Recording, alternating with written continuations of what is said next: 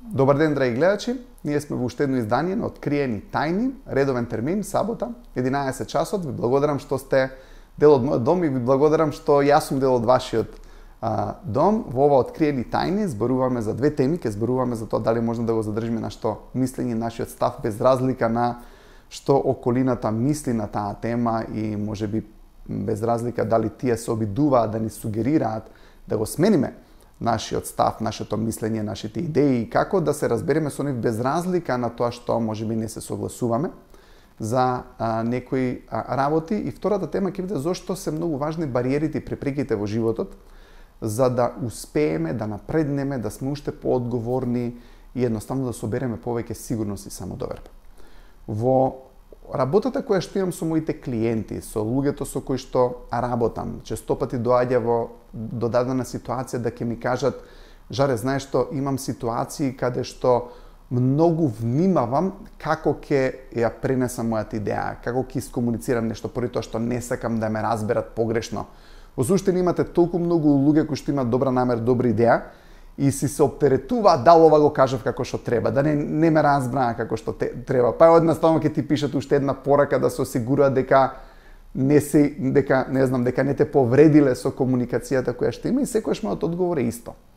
Јас знам, според ставот кој што луѓето го имаат кон мене или генерално кон било кој човек, ставот се гледа во релацијата и во односот, неговата енергија кон мене се чувствува. И кога таа енергија е добра, кога тој став е добар, кога едноставно таа емоција кон мене е добра, тој не може и да сака, не може да ме повреди со комуникацијата, затоа што комуникацијата е фактички одраз само на тоа што човекот го чувствува, односно го мисли или неговиот став кон вас. И во суштина, човекот може да повреди со зборовите доколку ставот, мислата, енергијата му е негативна во однос на некој друг човек. И тоа фактички го гледаме кога имате некој човек кој што е луд, он преку неговата енергија, преку тоа што го зрачи, он со комуникацијата само го долува тоа што го чувствува во себе, нели? Во суштина имаш некој пријател кој што не ти зборува и во првиот момент кога ќе настане комуникација, тие зборови кои што ги спречувал да ги каже ќе излетаат. Или може сопругата ќе дојде дома и го гледа мажот дека нешто едноставно енергијата не му е добра и во првата можност за комуникација ќе се кажат или ќе се исфрлат тие стрелички. Сега, тие стрелички се исфрлени поради тоа што човекот може би собирал нешто, поради тоа што човекот може би натрпувал нешто во себе, имаме некакво незадоволство и тоа кога го чуваме, кога го трпиме, секако дека после тоа ќе излезат стрелички кои што ќе ги повредат другите луѓе. Но во суштина, ако имаме добра енергија, ако имаме едноставно почит кон другите луѓе и ако сакаме да не ги повредиме, ние нема да ги повредиме. Читав еден многу убав надпис беше во социјалните медиуми дека во суштина најголем број од раковите и врските се распаѓаат поради зборовите кои што се кажани во дадени ситуации. Тоа има логика, но во суштина зборовите се рефлексија на енергијата која што човекот ја има собрано во врска со можеби другиот брачен партнер, во врска со дечкото, девојката или во врска со работата. Поради тоа што ако човекот насобира и трпи незадоволство, секако дека комуникацијата на крај ќе соодветствува на енергијата која што човекот ќе има во себе. Така да доколку имате позитивна енергија во врска со некои други луѓе, не се воопшто секирајте како вашата комуникација излегла, поради тоа што таа комуникација никогаш не може да биде лоша, поради тоа што енергијата врз база на која што се базира таа комуникација не лаже.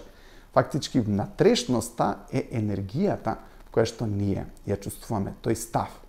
Сега, тој став може да биде исправен, тој став може да биде погрешен и не навлегуваме во дадено нешто. Но ајде да кажеме следново, дека секој човек има свои мисли, секој човек има свои цели, секој човек има свои идеи, секој човек сака да едноставно да направи нешто во својот живот, сака да има успех, тој се базира врз база на колку енергија има, едноставно колку околината го поддржува, колку има знаење како да го направи тоа што го сака во неговиот живот. Впрочем, заради тоа и работењето на сам себе игра толку многу значајна улога и еден од главните фактори за успехот кај секое битие, но доколку имаме околина која што не поддржува, секако дека ни се ветер у грб и ни помагаат, но што доколку имаме околина која што едноставно е некогаш контра нас, кој што не стопира свесно или несвесно во нашите одлуки. Гледате, секој човек, многу му се важни неговите идеи, неговите мисли. Еден човек со своите идеи фактички креира. Така и сега некој човек сака нешто да направи, има своја идеја, има своја мисла за некоја работа. И можеби во околината да имате некој човек кој што едноставно не му ги прифаќа тие мисли, не му ги прифаќа тие идеи. Наједноставно пример. Имате некој сопруг или имате некој дечко кој што не знам ќе се облече како што ќе се облече, имате некоја девојка која што од неизини причини, што се облекол така, ама знаеш што, патиките не ти идат со джемперов. Ама не го носи тој каиш сега со тие чорапи. И сега дечко, окей, ајде, ќе се коригира еднаш, ама тоа станува рутина. Така, станува рутина. Сте виделе некогаш ќе дојат сопруг и сопруга можеби на некоја слава, на некоја прослава и ќе видите каде што едниот лик е доминантен, на некој начин го командува другиот лик. И сега сопругата или жената, не тоа ти на сопругот, не така, па немој се ти да земеш прво храната, сега како да не ќе го пресечу некој муабет, ќе го устрами и сега ќе видите дека тој човек во суштина се повлекува од муабетот, се повлекува од идеите, се повлекува од комуникацијата и генерално си се повлекува повеќе во себе. Сега, што се случува во такви моменти кога имате таков доминантен лик околу вас? При тоа што човеков кој што е питом, кој што е кроток, кој што не е конфликтна личност, гледате, едноставно за да го избегне тој конфликт, прави една работа која што не е најдобра, не е најоптимална вика, ајде болje се ја да немам идеи, за да не се расправаме. Слушај, жено, какви чорапи да облечам сега со кондурата? Джемперов ми одили со кошулата, дал овој каиш сега да го носам, се вика, затоа што ако одлучи он според неговиот избор, вика, треба да се расправам 2 дена, затоа што онако го има својот став и ако рече не, сепак ќе ги облечам патикиве со фармеркиви со чорапите и се ќе излезат и женава не му прави муабет. Зашто? Му се лути поради тоа што она мисли дека он тоа што не ја послушал не е добро, не е во ред. Може би има ставови како ќе го гледа околината. Може би има ставови дека, не знам, не изгледа елегантно. Како она ќе се прошета со него. Како неа ќе ја видат со некој сопруг или дечко кој што облекол, не знам, чорапи кои што не се одвесуваат со патиките. И сега, во незиниот универзум, во незиниот ум, во незиниот филм, може би тоа е проблем. Но она што се случува, она го покажува тој проблем и таа енергија кон својот сопруг или кон својот дечко. И сега, од другава страна имате некој кроток човек кој што се вика, леле, едно што не иќаме конфликт, едно што не иќаме некој да не ми прави муабет.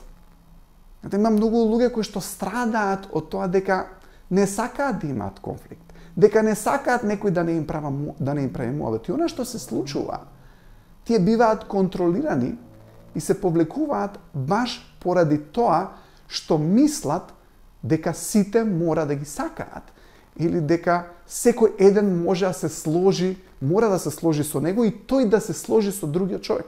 Во суштина ја многу сакам такви луѓе. Зошто? Поради тоа што тие се луѓе кои што се неконфликтни личности. Од мој став ја обожавам да работам со тие луѓе, обожавам да се во моја близина. Зошто? Поради тоа што тие ќе се сложат за работите кои што се можеби не толку важни, може имаат свој став за работите кои што се важни, но со нивниот став и со нивните мисли немате поклопа тебе и нема да направа да се чувствуваш дека си за никаде.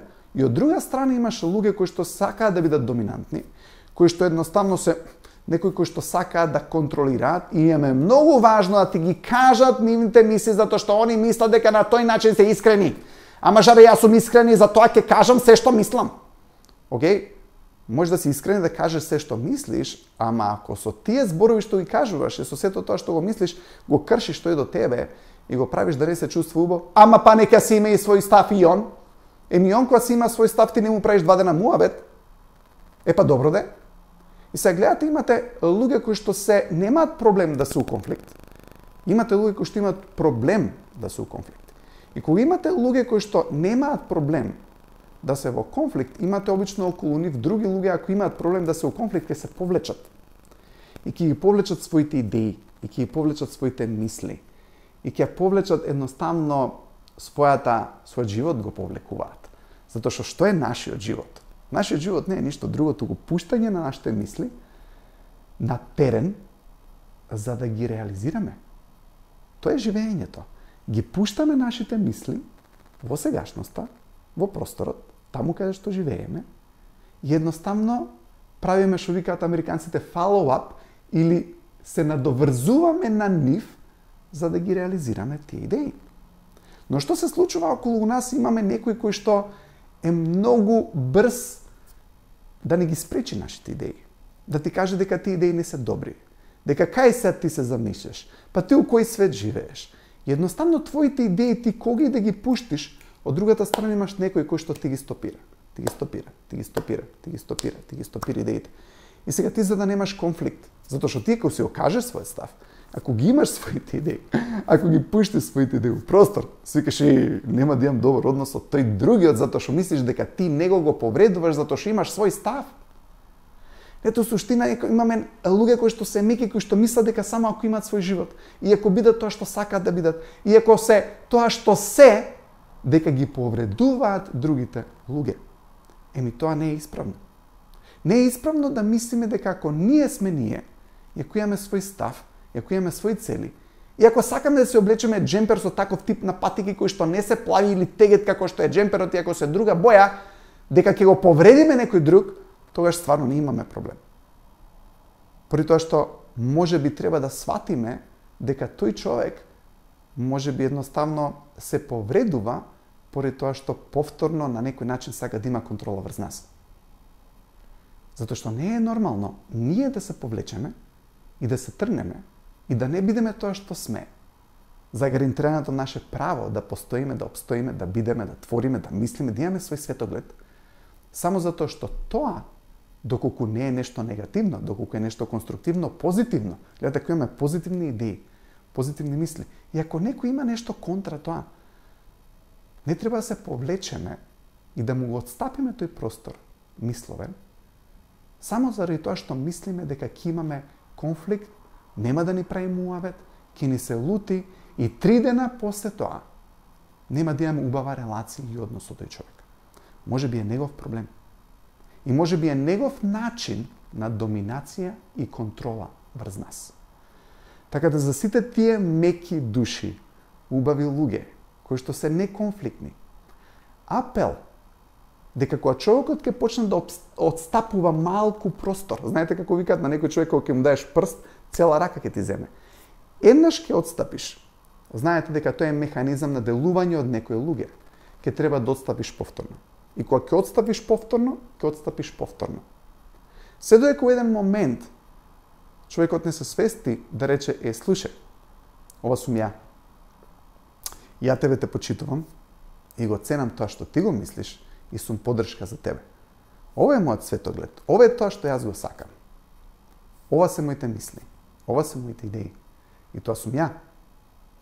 Го ценам што си ти, ама цени го и тоа што сум ја, поради тоа што јас од денеска почнав да се ценам себе си, своите мисли и тоа што сум јас. Доколку мислиш дека треба за тоа да не ми разговараш или да ми збориш, дали мојата тегет кошула или тегет джемпер се одговара со жолтите патики или не. И ако тоа е доволен мотив за тебе да не ми правиш муабет, говорете. Но мислам дека сепак треба и ти да размислиш на кој начин ќе ми дадеш поддршка на мене, баш онака како што и јас ти ја давам мојата поддршка на тебе.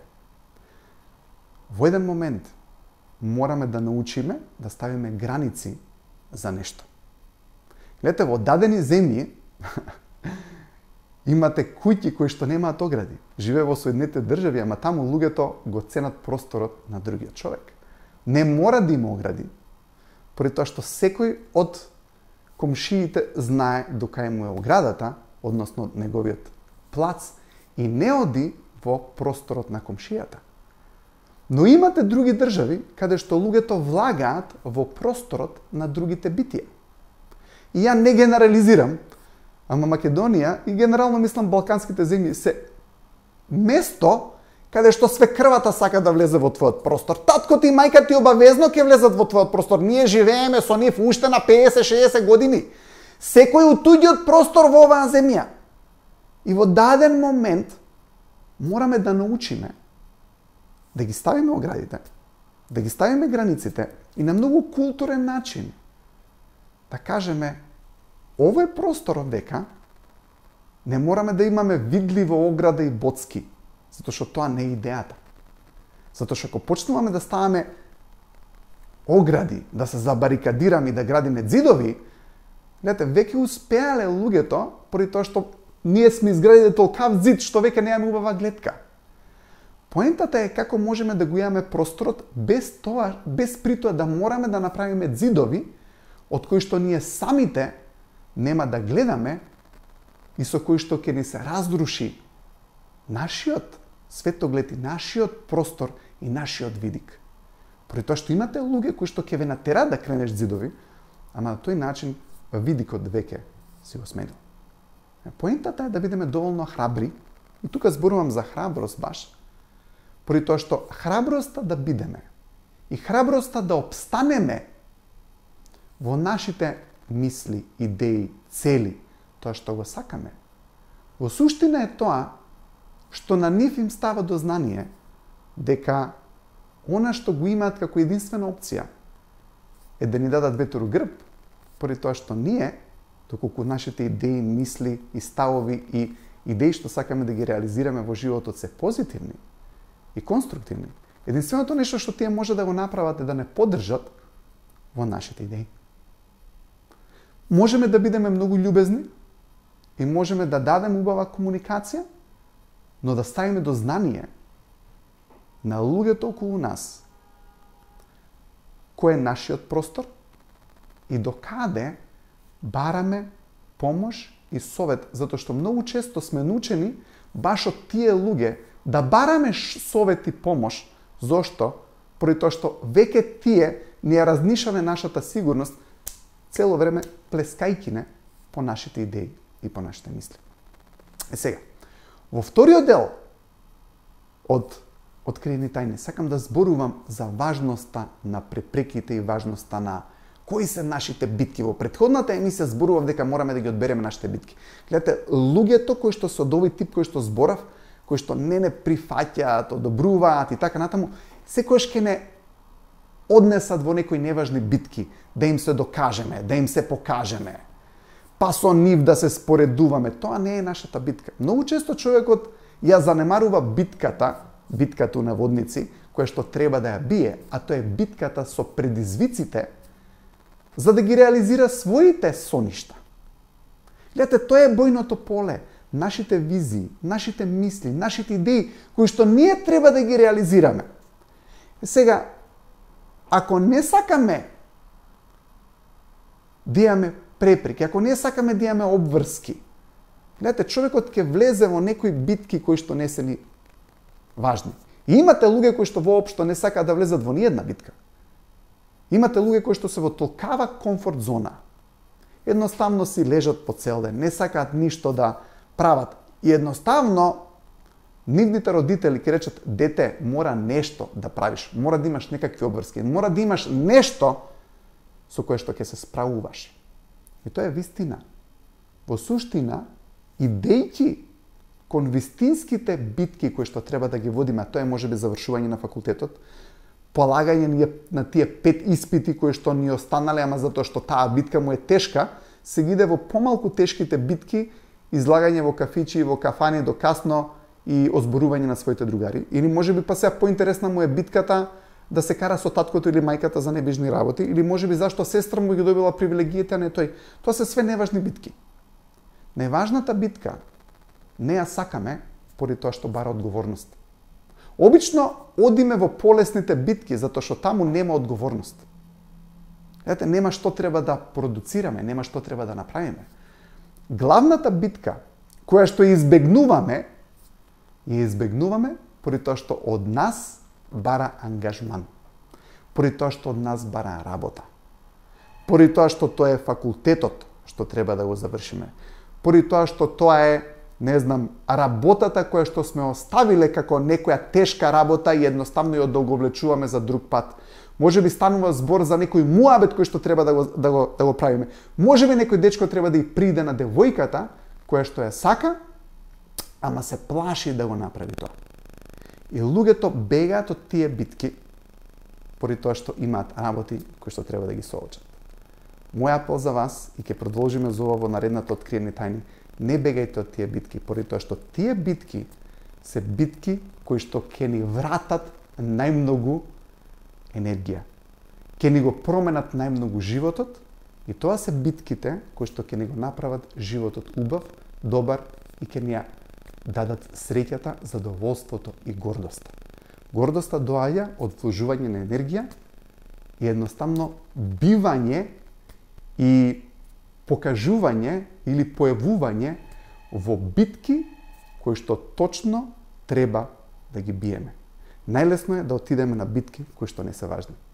Најважно е да се појавиме на битките кои што најмногу значат, поради тоа што таму треба најмногу храброст. Ви благодарам што бевте со мене, се гледаме наредната недела повторно, продолжуваме со сличната тема. Пријатно!